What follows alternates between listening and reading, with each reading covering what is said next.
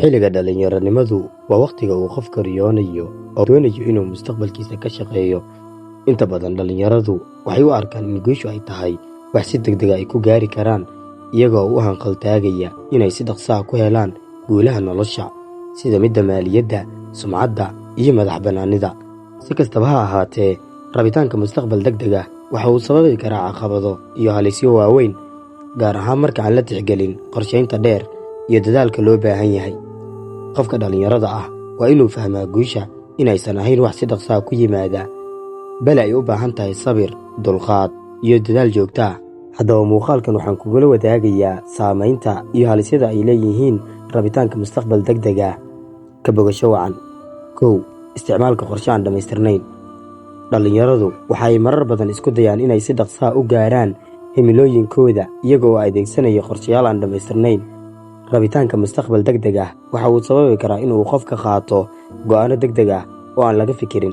Waxaa qofka ka awood badinaya dareenadiisa shakhsiga ah, taasina waxa ay keeni kartaa guuldarro. Guushu waxay u baahan tahay qorshooyin cadcad oo la sii tixgeliyey, kuwaas oo leh yoolal dhaadheer iyo kuwo muddo gaaban ah. 2. Dayaca xirfadaha asaasiga ah. Marka qofka dhalinyarada ah uu isku dayo inuu si degdeg ah ku gaaro guusha, waxa uu mararka qaar dayacaa xirfadaha asaasiga ah ee uu u baahan yahay si uu u noqdo qof guulaysta. Xirfadahaasi waxaa ka mid ah la macaamilka dadka, go'aan qaadashada, habfikirka, maaraynta wakhtiga iyo wixii la mida. Xirfadahani oo idil waa kuwo muhiim ah oo looga baahan yahay qofka si uu isu horumariyo. Rabitaanka mustaqbal degdeg ah waxa uu keeni karaa in ay dayacmaan xirfadahan, maadaama uu qofka u hanqaltaagayo wax aan wakhtigooda ku iman. 3. Qaadashada fursado halis ah. Dhalinyarada doonaya mustaqbal degdeg ah waxa ay marar badan u muuqdaan kuwo isku dayaya inay ka faa'iidaystaan fursado halis ah, sida maalgelinta ganacsi aan la hubin, ku lug lahaanshaha shaqooyin aan nidaamsanayn oo shaki gelin kara mustaqbalkiisa qofeed, ama qaadashada deymaha badan si ay dhaqso ugu gaaraan guulo maaliyadeed. Halisaha noocan oo kale ah waxay sababi karaan in qofka uu wajaho culaysyo dhaqaale ama xanibaado kale oo mustaqbalkiisa khatar gelin kara. Guusha dhabta ah waa midda u baahan in si sabir ah loo shaqeeyo, iyada oo la adeegsanayo fursado dahabi ah oo la hubiyey. 4. Isbarbardhigga nolosha dadka kale. Haraaci la hiigsade ama role model aadan isku mowqif ahayn. Rabitaanka mustaqbal degdeg ah waxa uu ku yimaadaa inta badan isbarbardhigga dhalinyaradu ay u sameeyaan noloshooda iyo tan dadka kale oo ay ka arkaan baraha bulshada. Marka qofka uu arko dad kale oo gaaray guulo muuqda sida hanti ama sumcad, waxa uu dareemaa in isagana uu sidaasoo kale u baahan yahay in uu sameeyo, weliba si degdeg ah.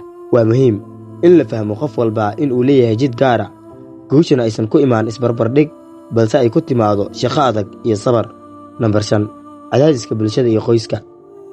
Cadaadiska ka yimaada bulshada ama qoyska sidoo kale waxa uu qayb ka qaataa rabitaanka mustaqbalka degdega ah.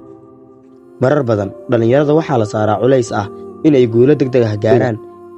Cadaadiskani waxa uu sababi karaa go'aano degdeg ah oo aan la qorshayn, kuwaasi oo keeni kara guuldarrooyin iyo xanibaadyo mustaqbalka ah. Sidoo kale cadaadiska ay qoyska saaraan dhalinyaradu waxaa ka mid ah guur degdeg ah iyo helidda shaqo muddo yar. 6. Diidmada sabirka iyo shaqada joogtada ah. Mid ka mid ah waxyaabaha ugu waaweyn ee keena rabitaanka mustaqbal degdeg ah waa diidmada sabirka iyo fahamka guusha dhabta ah inay u baahan tahay wakhti iyo shaqo joogto ah. 7. Xilliga dhibaatooyinka dhaqaalaha. Marka qofka dhalinyarada ah uu isku dayo inuu si dhaqso ah ku helo hanti ama guulo dhaqaale, waxa uu si sahlan u geli karaa dhibaatooyin dhaqaale. Taasi waxay ka horjoogsanaysaa in mustaqbalkiisa uu u helo xorriyad maaliyadeed. 8. Fashil ka dhasha dadaalka joogteen la'aanta. Haddii qofka uu isku dayo inuu guulo gaaro weliba si degdeg ah, fashilku waa qayb ka mid ah saamaynta ka dhalan karta degdegaas. Fashilkaasina waxa uu qofka ku keeni karaa niyad jab. 9. Saamaynta nafta iyo caafimaadka maskaxda. Rabitaanka mustaqbal degdeg ah waxa uu saamayn taban ku yeelan karaa caafimaadka maskaxda. Dhalinyarada waxaa ku dhici kara cadaadis maskaxeed, walbahaar iyo walwal joogto ah, iyaga oo u baahan inay gaaraan guulo muuqda oo aan wakhti ku imaan karin. Tani waxay keeni kartaa dhibaatooyin caafimaad oo ay ka mid tahay daal maskaxeed, hurdo la'aan iyo niyad jab. Waxaa muhiim ah in qofka uu barto naftiisa una naxariiso, sidoo kalena uuna aqoonsado dadaalkii uu bixiyey isagoo aan iskhasbin. Haddaba daawade, ogow in guusha dhabta ah ay tahay midda waarta oo lagu gaaro dadaal iyo sabir. Dhalinyaradu waa inay bartaan in guulaha nolosha aysan si fudud ku iman, balse ay ku yimaadaan qorsheyn, shaqo adag iyo dulqaad. qofka dhalinyarada ah waa inuu fahmaa in guushu aysan ahayn wax si fudud loo helo balse ay tahay safar dheer oo u baahan dulqaad iyo dadaal.